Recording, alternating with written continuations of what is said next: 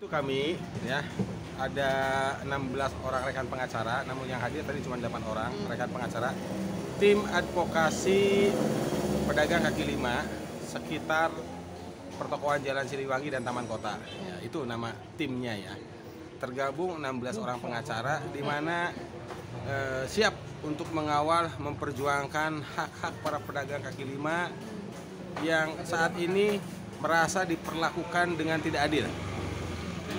Saat ini merasa diperlakukan dengan lahirnya kebijakan pemerintah daerah tersebut tidak memberikan kepastian hukum yang berdampak pada hilangnya hak-hak warga masyarakat yang dalam ini adalah pedagang kaki lima untuk dapat memenuhi kebutuhan hidup, gitu Kang. Ya. Nah tadi kita sampaikan bahwasanya para pedagang kaki lima ini tidak serta-merta ingin kembali ke Siliwangi, namun mereka ingin terjamin kebutuhan hidupnya. Apakah pemerintah daerah bisa memberikan solusi atas tuntutan itu atau tidak? Sekiranya belum ada solusi dan solusinya hanya satu-satunya kembali lagi dulu ke Siliwangi, ya apa boleh buat, itu harus dilakukan. Dan alhamdulillah kami sangat apresiasi atas apa yang disampaikan oleh Ketua DPRD dan Wakil Ketua, juga ada Komisi 1 dan ada Pak Haji, ada di Komisi 3 ya, Pak Haji Purnama mewakili, bahwa betul DPRD ini menyarankan kepada pemerintah daerah untuk memperhatikan kesejahteraan daripada pedagang kaki lima. Ya. Bahkan kalau dari Komisi 1, Saudara DG Jainal Mutakin menyatakan memberikan waktu 1 minggu. Pak Deki atau Pak Ketua tadi ya, saya lupa lagi ya. Pak Ketua ya kalau itu ya. Kalau Pak Deki minta agar sebelum adanya sebuah kepastian yang dapat menjamin kebutuhan hidup bagi para pedagang kaki lima, ya dikembalikan dulu ke Siliwangi dengan beberapa catatan atau aturan. Itu yang tersampaikan. Yang kemudian kami dari tim sendiri, dari tim advokasi sendiri, kita jelas nih, legalitas kita jelas. Ada surat kuasanya dari para pedagang kaki lima kepada 16 orang pengacara ini. Itu sangat jelas bahwa kami mempersoalkan masalah apakah kebijakan pemerintah daerah ini melakukan relokasi para PKL, memindahkan para PKL, nah, mengosongkan tempat lama PKL yaitu Jalan Siliwangi misalkan, itu sudah sesuai dengan ketentuan peraturan perundang-undangan yang berlaku. Nah, karena kami menduga apa yang dilakukan oleh pemerintah daerah ini itu adalah bentuk kesewenang-wenangan, bentuk arogansi, dan saya duga itu sebuah pelanggaran hak asasi manusia. Itu karena apa? Tidak didasarkan kepada adanya payung hukum.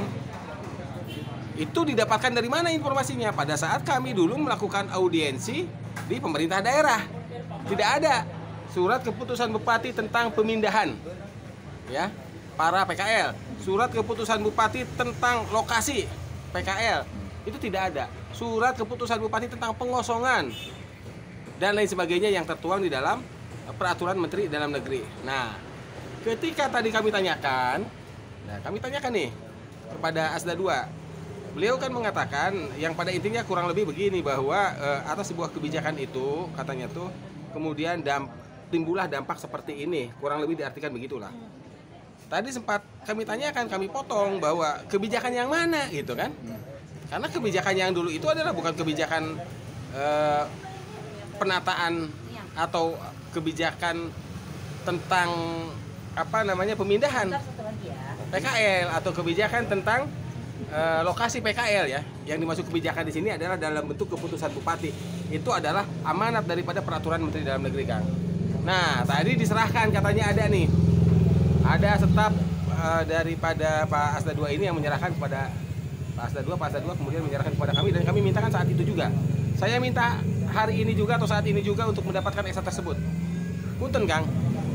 SK itu yang baik itu kami dapatkan di Pemda ataupun kami dapatkan di Dewan tadi ya, ketika kita dapatkan dengan cara yang sah, dengan cara yang formal, kami akan mengambil langkah-langkah upaya-upaya memperjuangkan hak-hak PKL ini. Bila perlu kami akan berkirim surat ke Presiden, berkirim surat ke Menteri Dalam Negeri, ke Kemenkumham, Komnas HAM, Pak Gubernur ya, sebagai pemerintah provinsi, kemudian juga ke APH ya, aparat penegak hukum.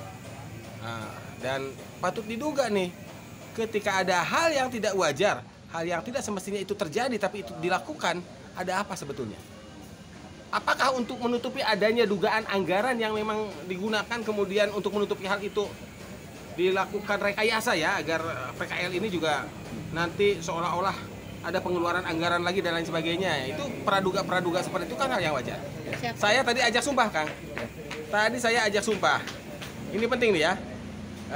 Tentunya kan sebagai seorang muslim, sumpah kita kan tentu kalau memang ini sudah menyangkut kepentingan hajat orang banyak dan nasib orang, bisalah kita bersumpah atas nama Allah. Saya tadi tanya, hukum yang berlaku di negara kita ini tidak hanya hukum negara atau hukum positif, tapi ada hukum adat dan hukum agama. Saya tanya kepada Asda 2, apakah betul SK yang sekarang diberikan kepada kami, di mana SK itu adalah SK penempatan, SK pemindahan dan lain sebagainya ya, yang seolah-olah sudah sesuai, itu dikeluarkan pada tanggal 3 April ya. Nah, pada tanggal 3 April 2024, ternyata jawaban beliau atas nama pribadi saya tidak berani. Artinya ada apa di situ? Itu menjadi bukti petunjuk bagi kami ya, bagi kami ini. Itu, Kang. Siap. Terima kasih. Siap. Terima kasih.